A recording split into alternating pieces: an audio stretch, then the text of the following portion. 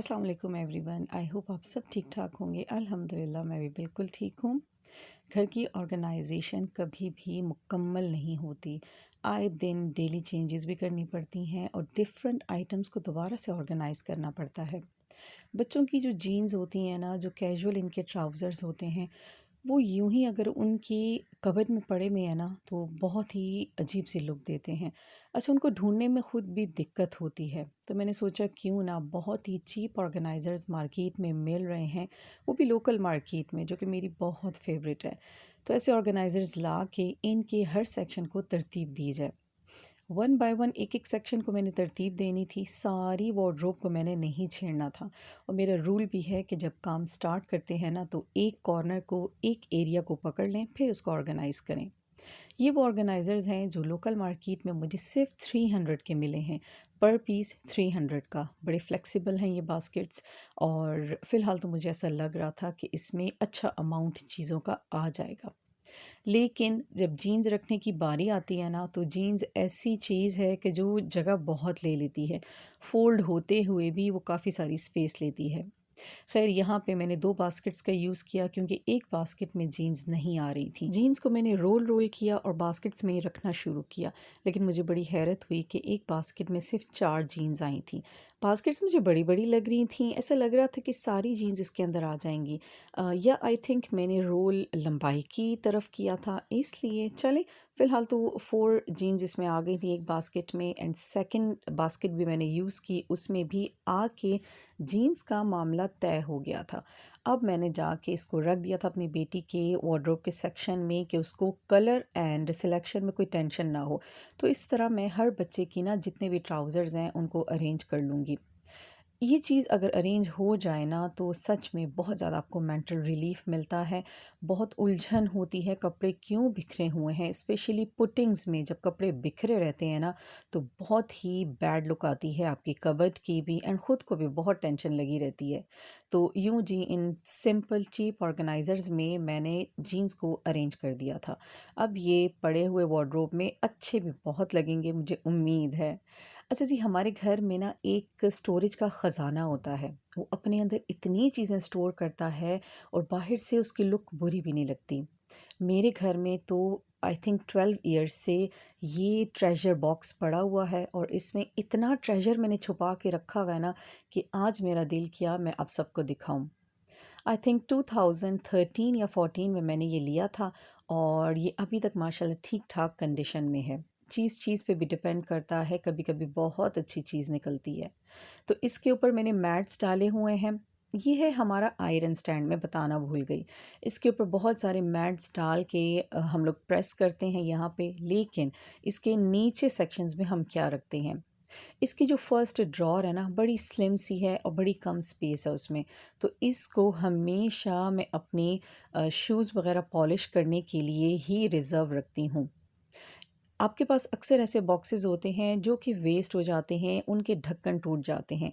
लेकिन ऐसे बॉक्सेस को ना वेस्ट करने से पहले सोच लें कि आपके घर के किस कोने में उनका इस्तेमाल हो सकता है।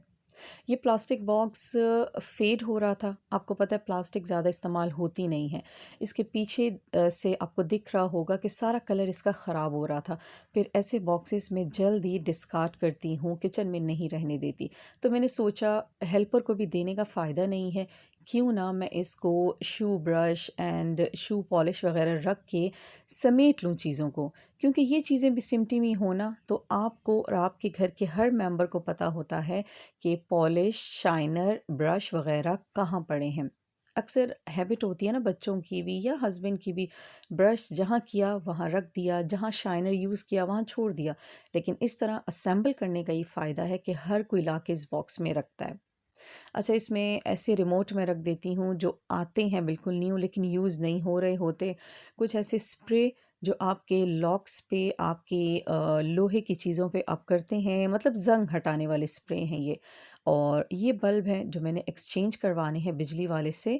तो ऐसी चीज़ें यहाँ पे पड़ी होती हैं ना, जो फ़ौरन के फ़ौरन मैं निकाल लूँ और या इस्तेमाल कर लूँ या मेरी मेमोरी में रहे कि यहाँ वो चीज़ पड़ी हुई है। इसके अलावा इस बेचारी का लॉक ख़राब हो चुका है एंड हैंडल टूट चुका है। मतलब कि इसको हो चुके हैं 12-13 साल, लेकिन माशाल्लाह बिल्कुल ठीक-ठाक कंडीशन में है। और इसके नीचे हम लोग क्या रखते हैं, इसके नीचे वाले सेक्शंस में मैं रखती हूँ सारे टूल्स और उससे रिलेटेड ही सारी चीज़ें। अगेन इनके लिए ना मैंने ऐसे वेस्ट से बॉक्सेस को रिज़र्व करके रखा हुआ है। ये भी एक बड़ा-सा रेक्टेंगुलर बॉक्स है जो कि इस्तेमाल नहीं हो रहा था, और इसमें मैंने अपने सारे टूल्स अरेंज करके रख दिए हैं। ये प्लास्टिक इतनी ज़बरदस्त है ना कि इसमें इतना सारा लोड मैंने डाला हुआ है, लेकिन कहीं से इसको क्रैक नहीं आया, कहीं से इसका जो नीचे बेस है ना वो टूटी नहीं है। तो इसमें सारे मेरे टूल्स पड़े हुए होते हैं। जब भी जिसको भी चाहिए उनको पता है कि आयरन स्टैंड में ये बॉक्स पड़ा हुआ है, तो झटपट लेके इस्तेमाल कर लेते हैं।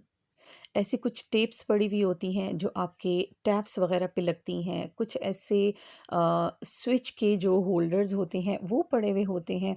बहुत सारा आइटम है इसके अंदर, मैग्नेट्स हैं और नीचे पता नहीं क्या-क्या है इसमें। तो ये बॉक्स ना रिज़र्व है इन्हीं कामों के लिए। इसके अलावा 3 और बॉक्सेस इसमें पड़े हुए होते हैं। जो ऊपर वाला बॉक्स आप देख रहे हैं ना, ये एक डिस्पोजेबल बॉक्स था, बट इसकी क्वालिटी मुझे बहुत अच्छी लगी थी। एक ये रेक्टेंगुलर बॉक्स है, ये भी ऐसे आइटम्स के लिए मैंने रिज़र्व करके रखा हुआ है। मीन्स के घर में कोई भी ऐसा प्लास्टिक बॉक्स जो इस्तेमाल नहीं हो रहा ना, पहले सोचें कि आपके घर का कौन-सा कोना उससे अरेंज हो सकता है, कहाँ वो यूज़ हो सकता है। इस बॉक्स में वो आइटम्स हैं जो कभी इस्तेमाल होते हैं। बच्चों के कुछ टॉयज़ से रिलेटेड आइटम पड़े हुए हैं, कुछ ये बड़े वाले क्लिप्स पड़े हुए हैं। अच्छा, ये बड़े-बड़े क्लिप्स मैंने कभी इस्तेमाल नहीं किए, मुझे अच्छे बहुत लगे लेकिन कहीं यूज़ ये नहीं हुए। कुछ मॉस्किटो रिपेलेंट की जो मशीन्स होती हैं वो पड़ी हुई हैं। बस ऐसा इसमें आइटम है ना जो ना आप फेंक सकते हैं और ना ही इतना इस्तेमाल होता है। महत की टॉय कार्स के चार्जर्स बहुत इसमें पड़े हुए हैं। तो बाइलक इसकी लिड भी थी, सो ये बॉक्स बिल्कुल सेफ़ पड़ा रहता है। अच्छा, इस डिस्पोजेबल बॉक्स की बात करूँ ना, इसकी क्वालिटी बहुत अच्छी थी। इसमें देखें मैंने कितना ही लोड डाला हुआ है, लेकिन ये भी टूटा नहीं, कहीं से क्रैक नहीं हुआ। इसकी लिड उसी तरह एयर टाइट सी है।